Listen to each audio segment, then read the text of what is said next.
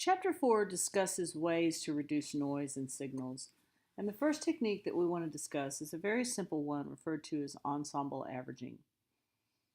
So in an ensemble average, basically we're taking repeated measures of a given signal and averaging those measures together. And the effect of this, because noise, remember, is a stochastic part of the signal, so it's purely stochastic and random, meaning that if we average multiple observations of noise, we will eventually approach a mean of zero with a very Gaussian distribution around that. So ensemble averaging is very powerful yet very simple, because what we're going to do is we're going to assume if we average a number of signals together that the noise will basically reduce because its average is going to be close to zero, while the signal will not reduce because it's the same signal over and over again. So there are a couple of requirements in order to apply ensemble averaging. The first is that you have the ability to make multiple observations.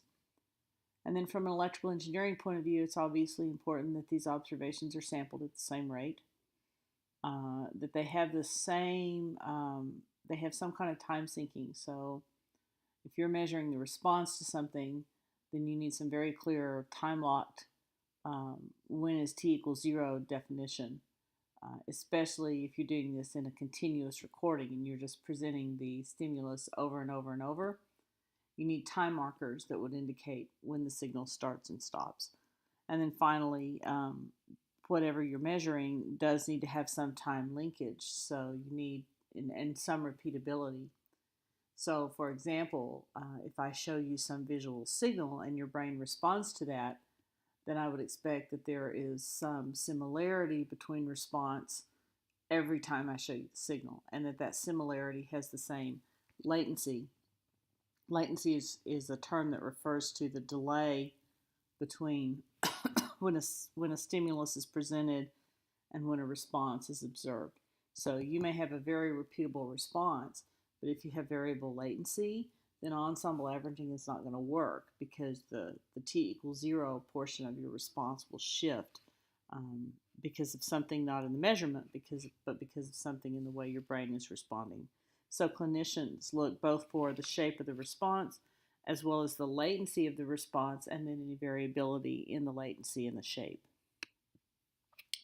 So noise reduction through ensemble averaging, basically, if the measurements are combined or added together, the means are going to add. So the combined value has a mean that's the average of the individual means, and the same is true for the variances. So the variances will add.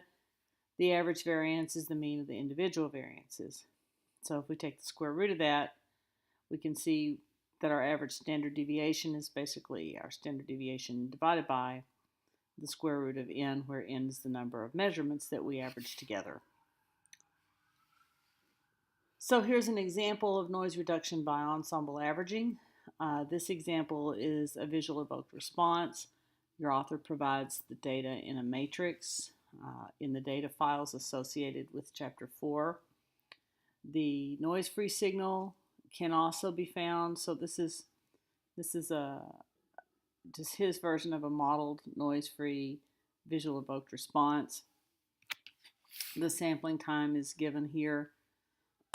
And so what we're to do is construct an ensemble average, and then we want to subtract out this actual signal from some individual visual evoked response and estimate the noise.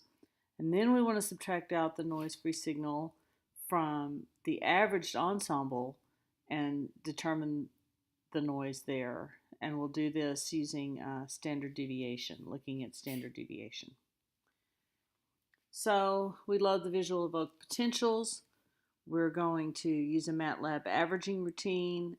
First, we're going to check and make sure that the data are arranged in rows, making the assumption that the time record of the data will be longer than the number of measurements. So this array, one dimension will be n, the measurement.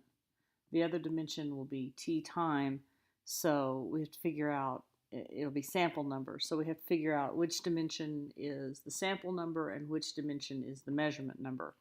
Usually your samples your number of samples or signal data points will be greater than your number of signals. So we'll make that assumption to determine that the signals are in rows, not columns. So if we then look at the code, let me blow this up a little bit. So here's an example. We're loading the file, loading the sampling interval, looking at the size of the data matrix. So if the number of rows is greater than the number of columns, then we transpose the matrix. So we're sure that we have our measurements as rows and our sample as column. Then we basically will, if not, we don't transpose the matrix. And we set up a time vector so that we're plotting in seconds, not sample number.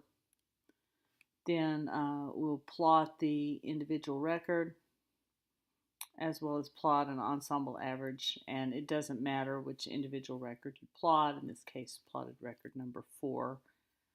Take an ensemble average and plot the ensemble average. Then to estimate the noise component. Okay, so here is his signal that he's provided that is noise free. Basically, we take the noise in any given signal, and once again, signal 1 was selected, but it doesn't have to be signal 1. It could be any signal. And then we take the average noise in from our ensemble, or we take our ensemble average and we subtract the actual signal there. And so the goal here is to compare. And so we're finding a standard deviation in the unaveraged and averaged signals. And then the theoretical, of course, will be the standard deviation in the unaveraged divided by the square root of 100. So if we look here, the unaveraged standard deviation comes out to be almost 1. The average standard deviation, or the standard deviation from the average signal, comes out to be about 0.1, and the theoretical comes out to be very close to the actual. So we've basically reduced the standard deviation of our system, which is of our signal, which is one way of quantifying the noise, by a factor of 10. And so here's the original. This is just one of the visual evoked responses. As you can see, you could not ascertain what that response looks like. After the ensemble average, it's still noisy, but you can see this clear characteristic shape that does show the visual evoked potential.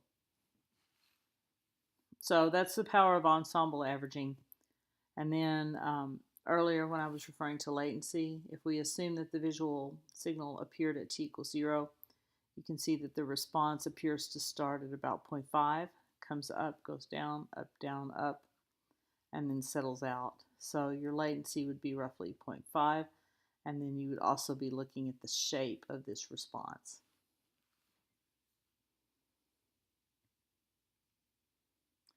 So once again, ensemble averaging is a powerful technique. If we have a signal that is time locked with some sort of stimulus, and if it is a repeatable signal, so in practice, these tend to be very fundamental signals, like responses to pure auditory tones, responses to a black and white checkerboard flash, something that doesn't require any cognition or higher level thinking or stimulate any emotion or do anything else unusual to the brain other than invoke that basic response to the stimulus.